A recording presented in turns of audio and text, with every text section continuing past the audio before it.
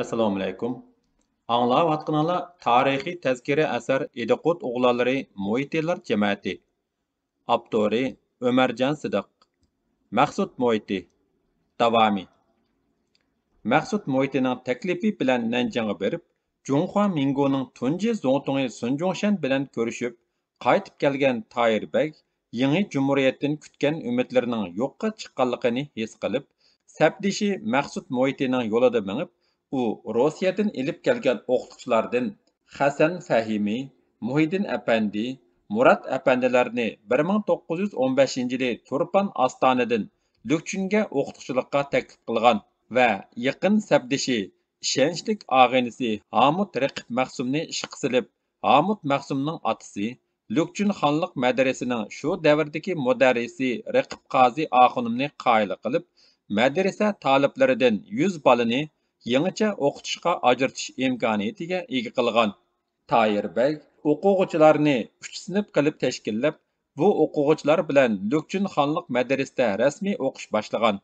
Tayir Beg apandi irodalik, qilgan ishidan yanmaydigan odamlardan bo'lib, u yangi maktabni dastlabki madrasadan Hozim Hoji degan taraqqiyparvar mo'tabar zotning qo'rosiga yutkigan. Ondan keyin o'z yenidan iqtisod chiqarib, o'z qo'rosiga maktab solgan. Maktabga Tahiriya maktabi deb nom qo'ygan. Tayir Beg o'qituvchilarning turmushini yaxshi o'rinlashtirib, ularning turli g'am andishlarini tugatgan. Oylik maoshini vaqtida bergan.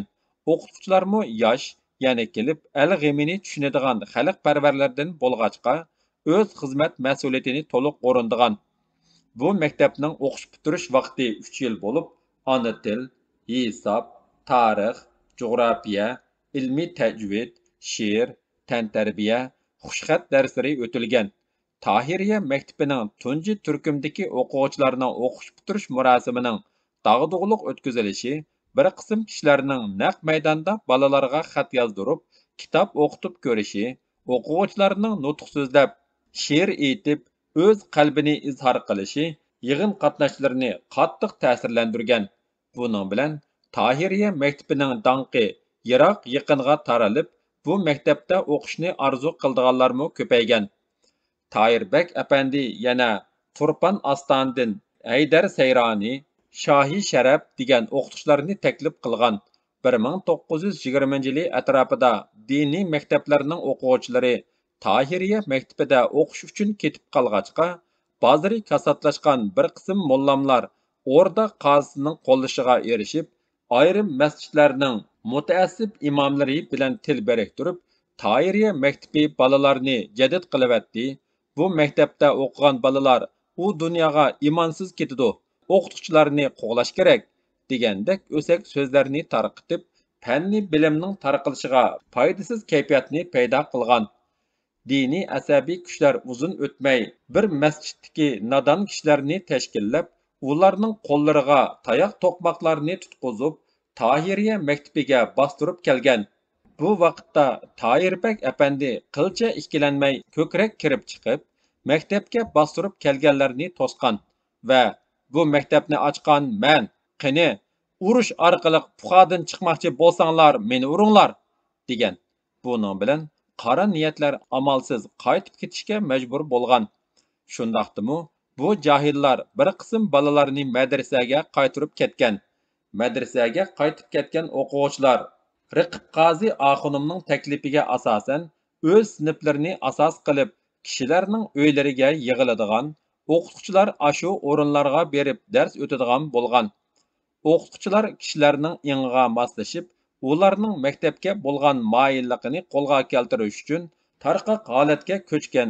Bu o'quvchilarga yana fanniy darslarni davomli o'tgan. Kishilar amaliyotni ko'rish orqali bora-bora o'sak so'zlarga ishonmay, balki qarshi turadigan bo'lgan. Bu maktabda keyincha qiz o'quvchilarmi o'qiydigan bo'lgan. Tahiriya maktabining turtkisida fanniy maktablar birdan ikkidan maydonga kelishga boshlagan. 1923-yili Gulbek qo'rosida yangi maktab ochilgan. 1928-yili yana Hozim Hojining qo'rosida yangi maktab ochilgan. Tahiriya maktabi toki Tayir Beg apandi 1930 yılı Qumul dehqonlar qo'zg'olonga qatnashganga qadar ichilgan. 15 yilda Tahiriya maktabi xalqimiz uchun 400 ga yaqin ideyasi yangi ma'rif bilan qurollangan azmatlarni yetishtirib bergan. Tahir Bey 1932 yılı 11 ayının ahirleri Turpandagi dehqonlar qo'zg'olonining yo'lboshchilaridan Maqsud Moiti qatorliqlar bilan birlashib qo'zg'olonga rahbarlik qilib, Cherik Jing Shurin hukumatiga bo'lgan qarshiligini amaliy harakati orqali ifodalagan. Turpan dehqonlar qo'zg'olonini Jallod Jing Shurin setib olgan vahshiy rus qochoq askarlari va Shingsi qonliq bostirgandan keyin Tayirbek inqilobning oxirgi g'alabasini qo'lga keltirish uchun Xo'janiyaz Hoji, Mahmud Moiti qatorliq inqilobchilar bilan uchrashib, Janubiy Shinjongga yurish qilib, u yerlardagi inqilobiy faoliyatlarga qatnashgan va dehqonlar qo'zg'olonining strategiya va taktika masalalarini muhokama qilgan. Xo'janiyaz Hoji bilan Mahmud Sijanglar Janubiy Shinjongga yurish qilganda, Tayirbek apandi Xo'janiyaz Hojining katibatlik xizmatini ishlagan ham ular bilan birga bo'lib, qo'zg'olonga yetakchilik qilgan. 1934 yılı yazda Xo'janiyaz Hoji Shinjong o'lkasining muavin raisi bo'lib Urumchiga kelgan. Shu yili Shingsi Shinjong bo'yicha birinchi navbatlik avom xalq qurultayini chaqirgan. Ikkinchi yili butun Shinjong miqyosida vaqtliq tinchlik amalga oshgan. Bu vaqtda Shingsi ikkinchi navbatlik avom xalq qurultayi chaqirib, Shinjongning taraqqiyoti va tinchligiga kafolatlik qiladigan bir qator siyosiy programmalarni o'ttirg'a qo'ygan. Shinjong tarixidagi mana mushundaq zo'r siyosiy voqealarning hammasiga Tayirbek apandi boshdan oxir qatnashib qolmay, Xo'janiyaz Hoji qatorliq inqilobchilarning kuchlik yordamchisi va asosli qurultay vakili bo'lib qolgan. Bu qurultayda Shinjongdagi millatlar o'ttirisidagi masalalarni hal qiladigan Shinjong avom xalq birlashmasi qurilib, Tayirbek apandi birlashmaning boshliqligiga saylangan. Burhan Shahidi birlashmaning hay'atligiga saylangan. Xo'janiyaz Hoji 1934 yılı muavin o'lka raisi bo'lib Urumchiga kelgandan keyin Pichan noyisining strategiyalik o'rnining muhimligini ko'zda tutib, yaqin sabdishi va qobil yetakchi bo'lgan Tayirbek apandini 1935 yılı Pichan noyisining hokimi qilib tayinlagan. U Pichanga hokim bo'lgan qisqagina bir yil ichida Pichanning madaniyat, ma'rif, aqartish ishlariga texmo ko'ngil bo'lgan. Tayirbek apandining rahbarligida Pichanda Noyilik Uyg'ur uyushmasi, Lukchunda bevosita tarmoq Uyg'ur uyushmasi qurilgan. Uyg'ur uyushmalari rais, muavin raislar va 5 dan 7 gacha doimiy hay'atlardan tashkillangan. Katibat, tashkilot, tashviqot, madaniyat, moliya, lavozimat qatorliq bo'limlar ta'sis qilingan. Har bir bo'limga bo'lim boshliqlari, bo'lim a'zolari, tekshirguchi mufattishlar qo'yilgan. Uyg'ur uyushmasining kirimi yurtdan to'plangan. Uyg'ur uyushmalarining asosli vazifasi xalq ommasining madaniy hayotini jonlantirish, ma'rif, adabiyot san'at ishlarini boshqarish, maktab echish va boshqarish, xalq ommasining savodini chiqarish, maktablarning xizmatini tekshirish qatorliqlardan iborat bo'lgan. Buning bilan butun Pichan noyisi tavasida fanniy maktablar tezlik bilan ko'paygan. Fanniy maktablarga qabul qilingan o'quvchilarning maydasiga uzunligi 10 sm, kengligi 5 sm keladigan siriq raxtga qora siyoh bilan qo'mish qalamda yozilgan Uyg'ur balasi degan belga chaplangan.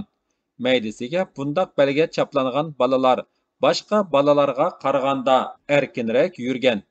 Ular biror mahallaga berib qolsa, kishilar hurmat bildirgan. Uyg'ur uyushmalari yana maktab o'quvchilarining kiyimlarining bir xil bo'lishini kafolatlantirgan. Shu chaqda o'g'il o'quvchilarning kiyim-kechigi ko'k, qiz o'quvchilarining ko'ptisi qizil, yo'pkisi ko'k bo'lgan.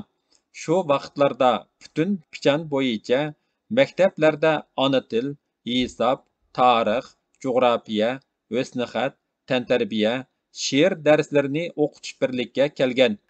Noyilik Uyg'ur uyushmasi har yili 4-oyning 12, 13, 14 kunlarini faoliyat kuni qilib bekitib, Shu kunlarda butun nahiyadagi o'qituvchi, o'quvchilarni pichanға yig'ib, adabiyot san'at, nutq so'zlash, tantarbiya faoliyatlariga uyushtirgan.